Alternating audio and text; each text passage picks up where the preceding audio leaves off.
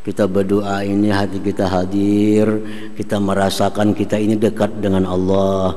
Kita rasakan Allah mendengar doa kita.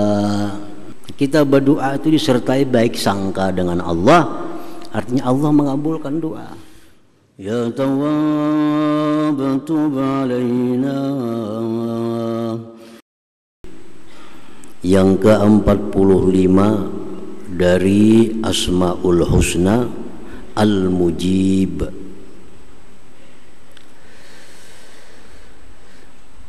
Al-Mujib maknanya menurut para ulama huwallazi yuqabilu du'a ad-da'in bil ijabah. Dialah yang membetuli doanya orang-orang yang berdoa bil ijabah dengan mengabulkannya. Jadi artinya mujib ini yang mengabulkan doa-doa orang yang berdoa kepadanya. Al-Mujib. Apabila doa kita diijabah oleh Allah, maka itulah nama Allah Al-Mujib tadi. Di dalam Al-Quranul Karim disebut nama Allah Al-Mujib dalam surat As-Saffat ayat 75. Wa ila Thamud akhahum salihah qala ya qaumi ibudullah ma lakum min ilahin ghairuh huwa ansha'akum minal ardi wasta'marakum biha fastaghfiruh thumma tubu ilaihi inna rabbi qaribum mujib. Allah mengutus kepada bangsa Tsamud saudara mereka yaitu Nabi Saleh. Nabi Saleh diutus kepada kaum Tsamud. Berkata Nabi Saleh, wahai kaumku, sembahlah Allah. Tidak ada bagi kalian Tuhan selain daripada Allah. Dialah yang menciptakan kamu dari bumi dan memakmurkan kamu pada bumi. Maka mintalah ampun kepadanya, tobatlah kepadanya. Inna Rabbi qaribun mujib, bahwa Tuhanku qaribun dekat, mujibun mengabulkan doa dari orang-orang yang berdoa kepadanya. Para muhibbin rahimakumullah, di dalam ayat yang lain Allah Ta'ala berfirman yang ditujukan kepada junjungan kita Rasulullah sallallahu alaihi wasallam, wa idza sa'alaka ibadi anni fa inni qarib. Dan apabila bertanya kepada engkau wahai Rasulullah oleh hamba-hambaku tentang aku, maka jawab, sesungguhnya aku adalah qaribun dekat. Ujibu da'watad da'i idza da'ani, aku mengabulkan, memperkenankan permintaan doa dari orang yang berdoa idza da'ani, bila dia berdoa kepadaku. Falyastajibuli, hendaklah mereka memperkenankan aku, wal yu'minu bi, beriman kepadaku, la'allahum yarshudun, niscaya mereka mendapat petunjuk. Nah, para muhibbin rahimakumullah, di dalam ayat ini Allah Subhanahu wa ta'ala menjelaskan bahwa Dia mengabulkan doa orang yang berdoa. Tetapi ada dua syarat. Yang pertama, falyastajibuli wal yu'minu bi. Hendaknya mereka pun memperkenankan, mengabulkan apa yang aku minta, dan mereka beriman kepadaku. Nah, itu syaratnya. Jadi Allah mengabulkan doa yang kita minta, dua syaratnya. Mereka lebih dahulu hendaknya memperkenankan apa yang aku minta, dan mereka beriman kepadaku.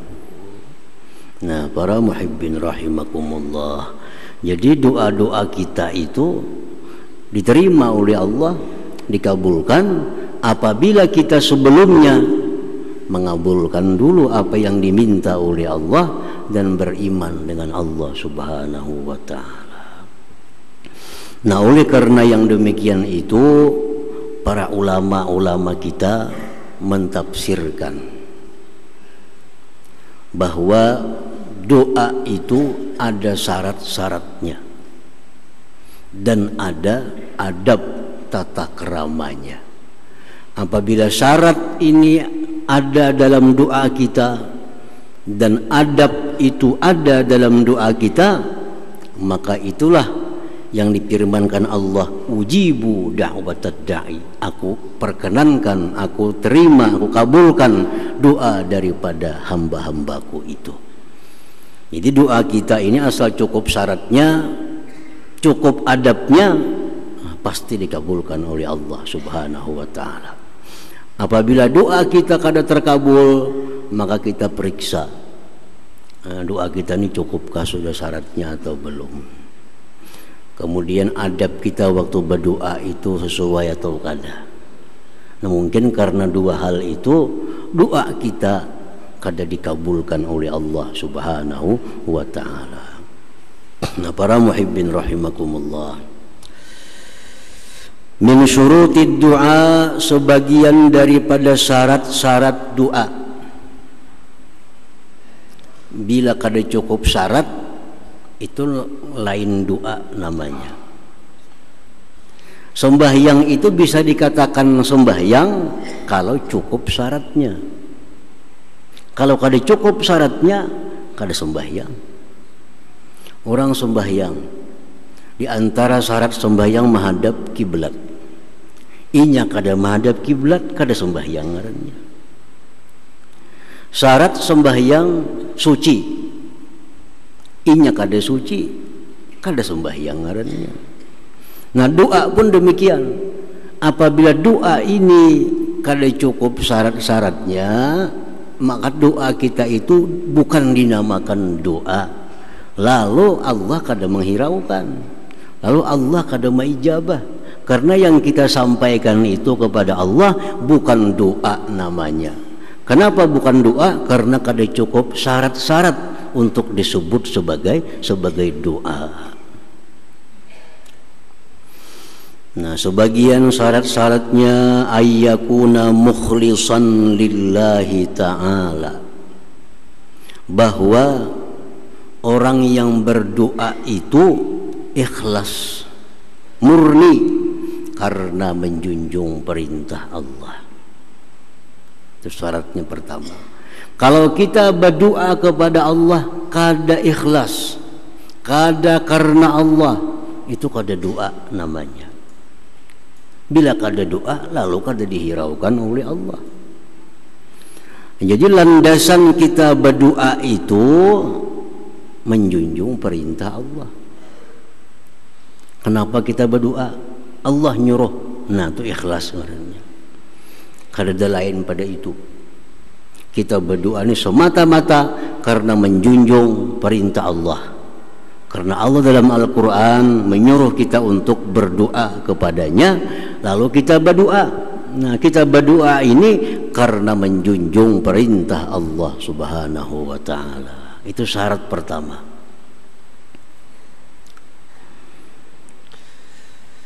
Yang kedua, di antara syarat-syarat doa itu an la yas'ala manahallahu anhu, bahwa dia tidak meminta kepada Allah sesuatu yang dilarang oleh Allah memintanya. Nah, yang kita minta ini bukan sesuatu yang dilarang oleh Allah. Karena ada sesuatu yang kada boleh kita minta. Bila kita minta kita berdosa, bahkan bisa kafir. Nah, jadi bila kita minta kepada Allah sesuatu yang dilarang Allah, kita minta tuh lain doa ngarannya, lain doa namanya. Karena doa itu syaratnya antara lain yang kita minta itu bukan yang dilarang oleh Allah Subhanahu wa ta'ala. Banyak contohnya doa-doa yang dilarang oleh Allah. Antara lain kadu'air rahmah wal maghfirah liman mata kafira. Seperti mendoakan dapat rahmat, mendoakan dapat ampunan bagi orang yang mati kafir. Orang mati kafir, orang ini mati sudah nyata kafir.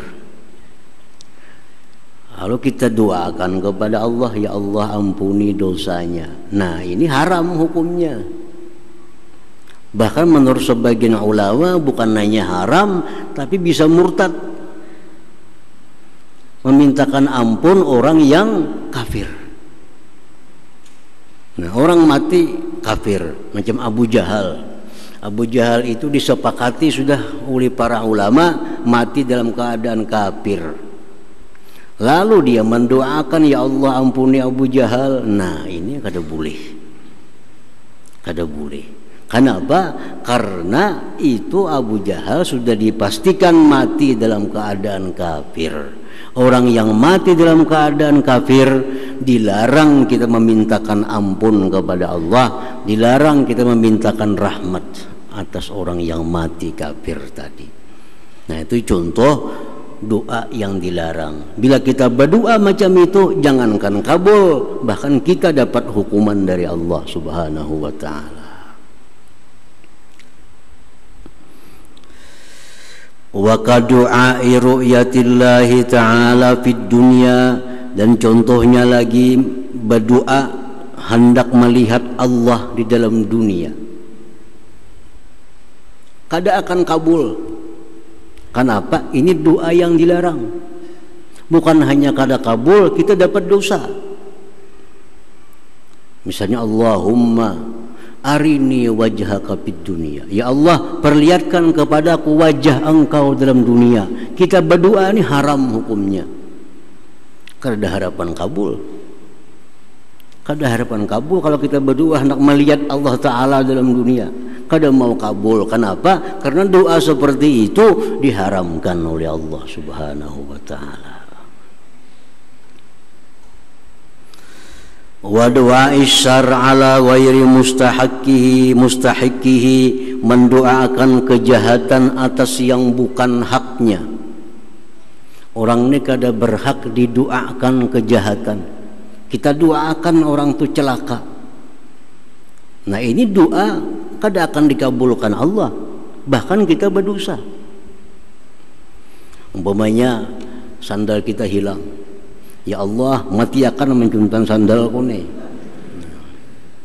Itu kada berhak orang mencuntan sandal itu dimatii. Orang mencuntan sandal itu kada berhak untuk dibunuh. Ini doa kita, ya Allah orang yang mencuntan ampun ulun itu mati akan ninya. Nah, ini kada berhak. Doa seperti itu diharamkan dan kada akan kabul. Kada akan kabul.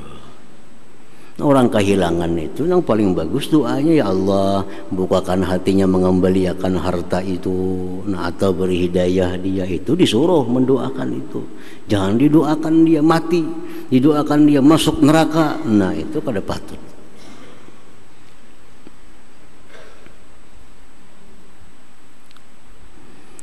Nah, jadi doa macam itu kada akan kabul, kada akan diterima, karena doanya sudah dilarang oleh Allah.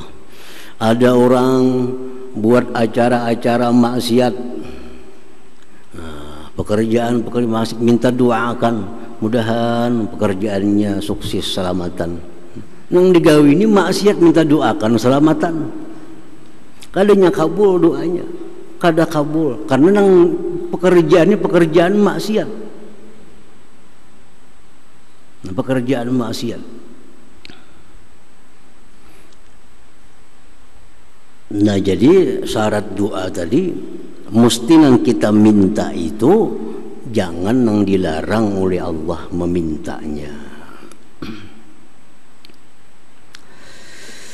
Kemudian lagi syarat doa wa alla yastaghil an wajibin, bahwa ia berdoa itu tidak mengganggu dia dari kewajiban. Kalau aku berdoa nih, habis waktu sembahyang, jangan berdoa, sembahyang kita.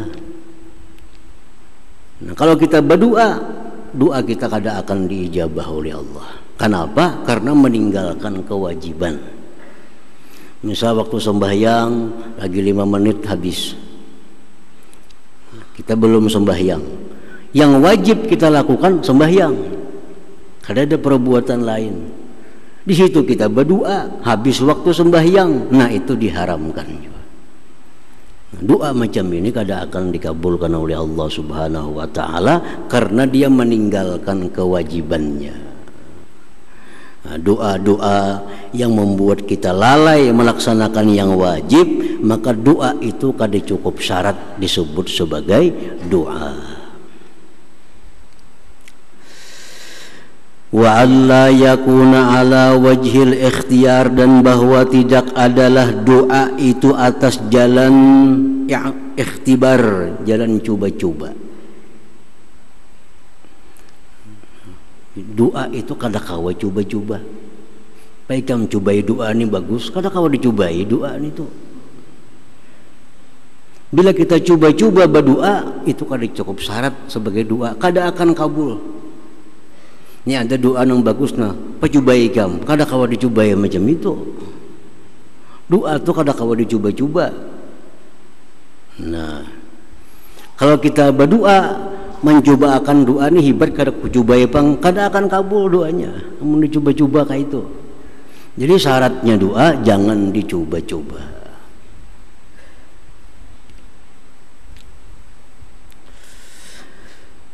Wa ayyafhama ma'na mada'ahu bihi, dan syarat doa pula bahwa dia paham arti yang dia minta itu. Nah, itu syarat doa. Nang kita minta tuh kita paham artinya. Allahumma ya Allah, inni sesungguhnya ulun as'aluka, minta kepada engkau at-taqwa, taqwa. Nah, nang kita doa tuh kita mesti paham maknanya. Kalau kita kada paham maknanya, ngapa nang kita minta? Ini doa, tapi kita kada mengerti doa ini apa mintanya. Kedengaran doa ini tuh. Nah, illa du'aan minal Qur'an awil hadis, kecuali doa itu diambil dari Al-Qur'an atau doa itu diambil dari hadis Rasulullah sallallahu alaihi wasallam. Itu kada perlu kita paham, kita dapat pahala. Karena kita baca Quran walaupun kita kada paham, dapat pahala. Kita baca hadis walaupun kita kada paham, dapat pahala. Jadi doa yang dari Al-Quran, doa yang diambil dari doa Nabi, walaupun kita kadang mengerti maknanya, itu kada jadi masalah. Karena doa yang dari Al-Quran, doa yang dari Nabi, itu pasti baik sudah.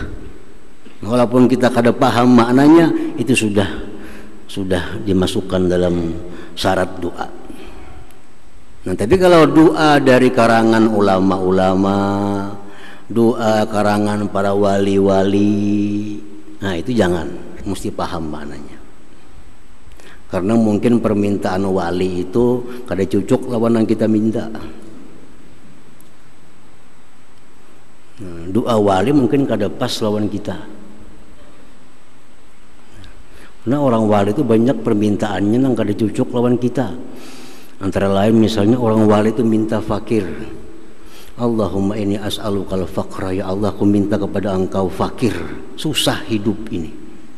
Namun kita kadang mengerti itu, kita berdoa ya Allah hamba minta susah, tambah susah kita. Kalau orang wali susahnya ada tujuannya, orang wali susah ada maksudnya. Kalau kita susah wara. Nah, jadi kalau doa itu karangan wali, doa karangan tuan guru, jangan sembarang baca, pelajari dulu maknanya.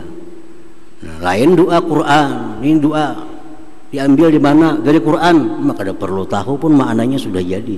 Ini doa siapa? Doa dari Nabi, kada perlu tahu maknanya sudah jadi. Tapi kalau doa siapa? Doa wali kutub si A, maka ada kawa dulu, pelajari dulu maknanya,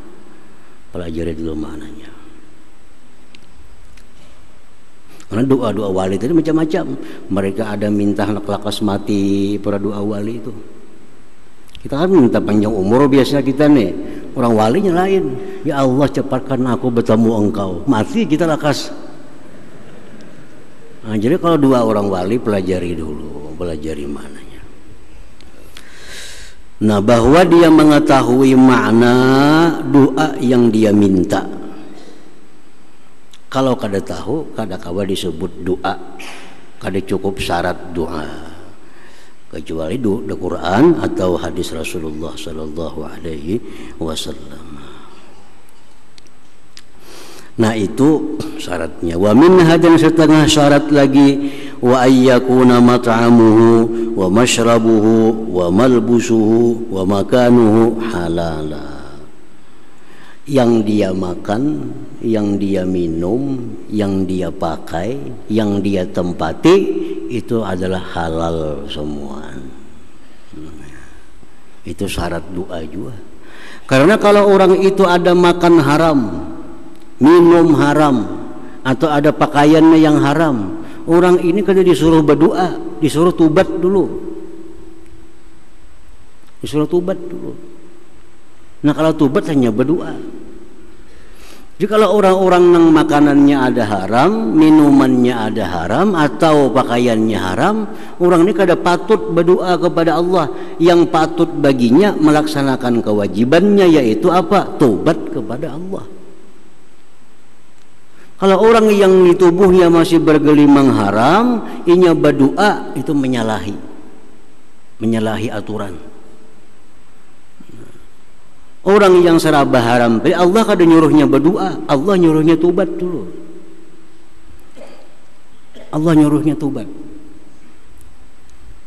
Nah makanya itu kalau kita ada yang haram-haram di tubuh kita ini, berdoa kita kada akan kabul doa kita. Karena Allah menuntut kita untuk tobat, bukan untuk berdoa pada saat kita masih bergelimang dengan yang haram, makan, pakai, minum, atau tempat yang haram. Nah, kita di tempat yang haram, jangan berdoa di situ, karena Allah kada nyuruh berdoa, Allah nyuruh pindah cari yang halal. Nah, begitu pindah ke tempat halal, nah anyar kita berdoa. Nah, para muhibbin rahimakumullah, jadi itulah antara lain beberapa syarat-syarat doa. Bila itu kada terpenuhi, maka itu bukan doa namanya. Nah, jadi pantas kita kada dikabulkan doa kita, karena kada cukup syarat untuk disebut sebagai doa tadi. Ikhlas, nang kita minta jangan nang haram, jangan membuat kita lalai dari kewajiban, jangan coba-coba, dan paham apa yang kita baca, kita minta, ditambah halal di seluruh tubuh kita ini. Nah itu syarat-syarat doa tadi. Apabila doa kita mencukupi itu, maka berhak sudah disebut doa. Tinggal lagi kita melengkapi itu dengan adab-adabnya, dengan tata keramanya. Ini adab fungsinya untuk mempercepat diijabah oleh Allah Subhanahu wa Ta'ala. Kalau syarat tadi lebih penting dari adab, karena tanpa syarat kada disebut doa. Cukup syarat hanya disebut doa. Nah hanya doa tadi diperhiasi dengan adab-adab supaya lebih segera diperhatikan oleh Allah Subhanahu wa Ta'ala. Wa min adabihi, sebagian daripada adab doa, ayyakuna ma sa'alahu khairan yakinan, bahwa yang dia minta kepada Allah itu yakin kebaikannya. Dan kita minta kepada Allah yakin baik, yakin membawa keselamatan, yakin membawa kebahagiaan. Kayak apa nang contoh kita minta kepada Allah yang yakin, yang pasti baik? Kaziyadatil ilmi wal iman wal ma'rifah, seperti minta tambahan ilmu, tambahan iman, tambahan ma'rifah. Itu pasti baik. Allahumma zidni ilma, ya Allah tambahkan aku ilmu, wa imanan, tambahkan iman, wa ma'rifatan, tambahkan ma'rifat. Itu pasti baik. Wa ghufraniz dzunub, minta hapuskan dosa. Nah, itu pasti bagus. Wazzauji wazzauja wazzurriyat salihah, pasangan hidup, keturunan yang saleh, itu pasti bagus diminta. Wa husnul khatimah wa dukhulil jannah wan najah minan nar. Nah, ini kada diragukan lagi, yang kita minta itu adalah baik. Minta ke surga, selamat dari neraka, itu pasti baik. Nah, jadi adab doa antara lain yang kita minta itu yang pasti baik untuk kita. Wa in kana ma yas'aluhu la ya'lamu khaira aw syarrah, jikalau yang dia minta itu dia kada tahu baik atau buruknya. Nah, kita minta nih, kita belum tahu baik atau kada. Kar rizqil wasi, seperti rezeki yang luas. Kita minta kaya kepada Allah, kaya belum tentu baik bagi kita. Jangan-jangan karena kekayaan itu yang mencelakakan kita. Nah, jadi bolehkah kita minta kaya kepada Allah? Bolehkah kita minta kedudukan jabatan yang tinggi kepada Allah? Karena itu belum tentu baik. Kedudukan jabatan yang tinggi belum tentu baik, harta banyak belum tentu baik. Nah, bila kita minta kepada Allah sedemikian itu, maka disambung in kana khaira, jika itu baik. Nah, tambahi itu.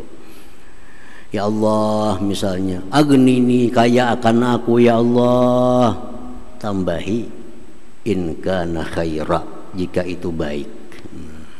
Empacang kada baik kada usah kaya artinya. Nah, itu ya Allah, naikkanlah pangkat hamba, naikkanlah jabatan hamba, tambahi maka in kana khaira, jika itu baik. Nah, itu beradab lawan Allah subhanahu wa ta'ala, supaya yang kita minta ini bujur-bujur. Kekayaan membawa kepada kebaikan, kedudukan membawa kepada kebaikan. Jadi jangan hendak minta kepada Allah sesuatu yang belum tentu baik untuk kita. Jangan hendak minta lawan Tuhan sesuatu yang belum tentu baik. Nah, kalaupun minta juga tambahi dengan jika baik. Nah, jika baik. Allahumma inni as'aluka, aku minta kepada Engkau ya Allah, rizkan wasi'an, rezeki yang luas, halalan halal, tayyiba tayyib, ditambahi yu'inuni ala ibadatik, yang membantu aku untuk ibadah kepada Engkau. Nah, itu bagus doanya, jangan ditinggal itu. Ya Allah, luaskan hamba rezeki. Nah, itu kada bagus. Barangkali kita begitu luas rezeki, kada ingat lagi di sembahyang. Luas rezeki, kada ingat lagi di zikir, karena kebanyakan rezeki yang diurusi. Jadi minta rezeki yang halal, yang luas, yang membantuku untuk taat kepada Engkau. Nah, tambahi itu, maka itu bagian dari adab doa juga. Wa ayyakuna du'a ma'al jazmi, dan lagi adab doa itu ada dengan disertai dengan kepastian.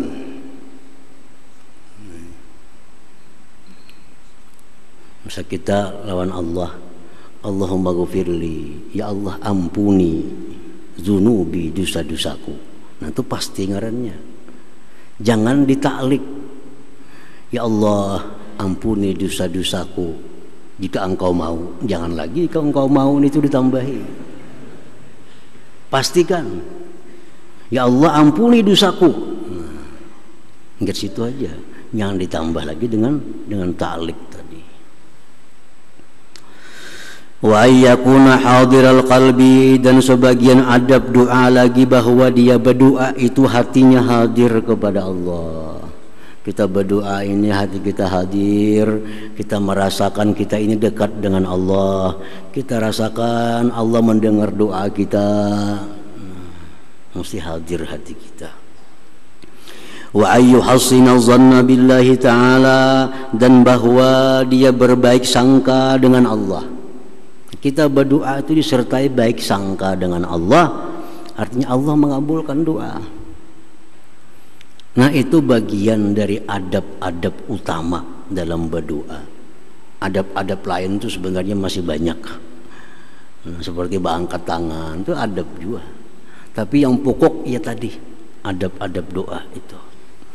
Nah kalau sudah doa kita ini cukup syarat, doa kita ini beradab, nah ya jar Tuhan tadi, ujibu da'watad da'i, aku akan mengabulkan doa orang yang berdoa kepadaku.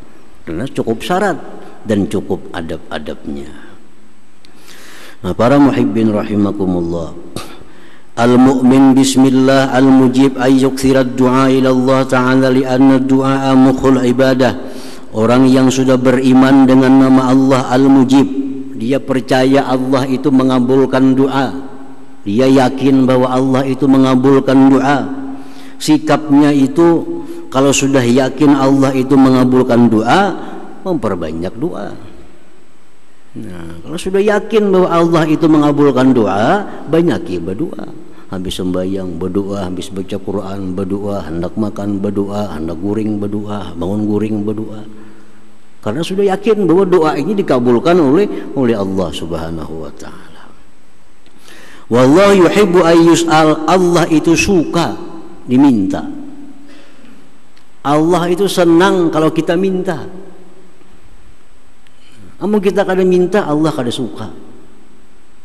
Allah kada suka. Nah kita minta, Allah suka. Kenapa suka?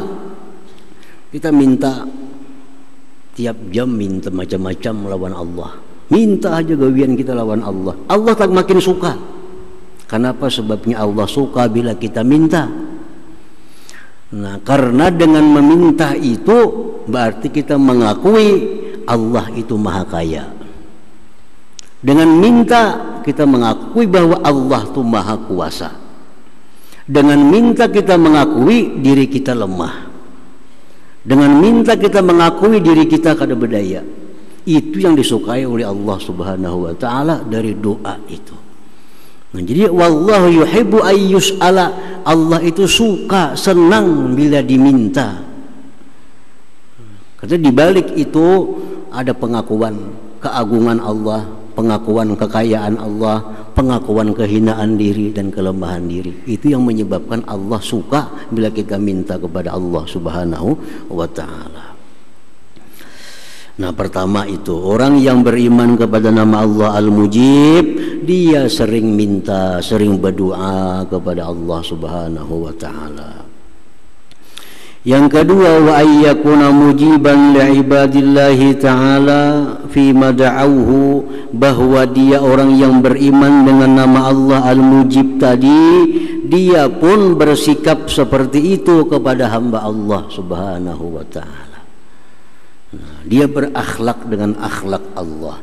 Allah itu mengabulkan orang yang berdoa kepadanya, maka dia pun mengabulkan hamba Allah yang minta kepadanya. Nah, dia mengabulkan bagi hamba-hamba Allah fima da'auhu, pada sesuatu yang mereka minta, yang mereka seru kepadanya. In amkanahu syara'u, jikalau mungkin akan dia oleh syara'. Setiap ada orang yang minta hadiri, setiap orang ada yang mengundang, dia datangi selama dimungkinkan oleh syara', oleh agama kita. Ini sebagai wujud daripada iman kita kepada Al-Mujib. Allah mengabulkan doa. Nah, kita pun mengabulkan permintaan orang yang minta kepada kita bila sesuai dengan syariat Allah. Ada orang mau undang kita, datangi. Ada orang mau undang, datangi. Nah, asal itu kada bertentangan dengan hukum Allah Subhanahu wa taala. Karena menghadiri undangan ini macam-macam hukumnya. Ada nang menghadiri saruan ini hukumnya wajib. Orang bersaruan lawan kita, kita wajib menghadiri. Saruan apa? Saruan pengantinan, walimatul urus. Bersaruan lah, napa garang nih? Isuk mengawinakan anak. Nah, itu wajib kita menghadiri itu. Ada menghadiri undangan itu sunat, seperti menghadiri pernikahan. Besaruan lah napa isuk menikahkan anak sunat hadir. Kalau isuk saruan lah napa mengawinakan anak sudah nikah, artinya mengawinakan wajib hadirnya. Nah, jadi nang sunat tuh nikah, nang wajib kawinnya ditulaki dihadiri. Jadi menghadiri nikah itu sunat. Kalau menghadiri aruhan kawinnya itu nang wajib. Ini kan masuk di akal kayaknya nih. Tapi kayak itulah sudah hukumnya. Ini agama kita kada akal, Bang. Banyak kadang kada sesuai akal. Tapi inilah hukum. Menghadiri walimah urus wajib. Menghadiri orang bernikahan sunat. Nah, ada kita menghadiri itu makruh. Menghadiri saruan nang mana di saruan itu yang diundang hanya orang-orang kaya. Ini saruan yang kelas tinggi. Yang diundang nang bedasi-dasi aja. Nang mana kada bedasi kada kau masuk ke saruan. Nah, itu makruh menghadiri undangan itu.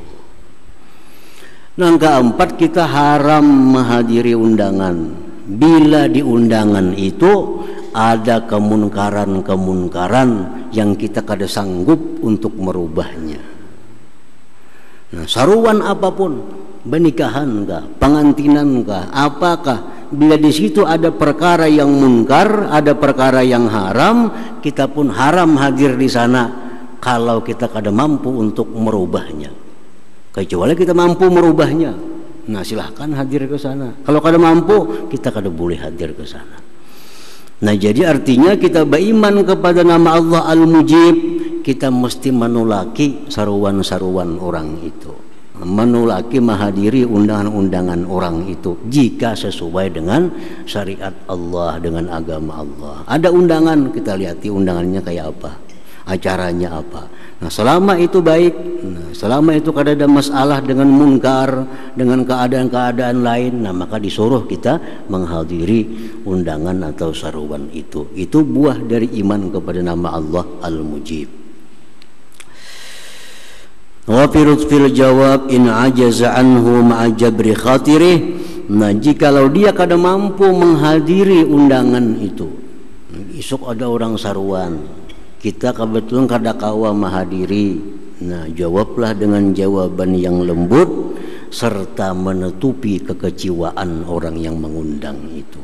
Nah, esok kada kawa hadir karena tak imbai ini. Nah, aku mendoakan mudah sukses saja esok acara ikam. Nah, itu ngarannya menutupi kekecewaannya.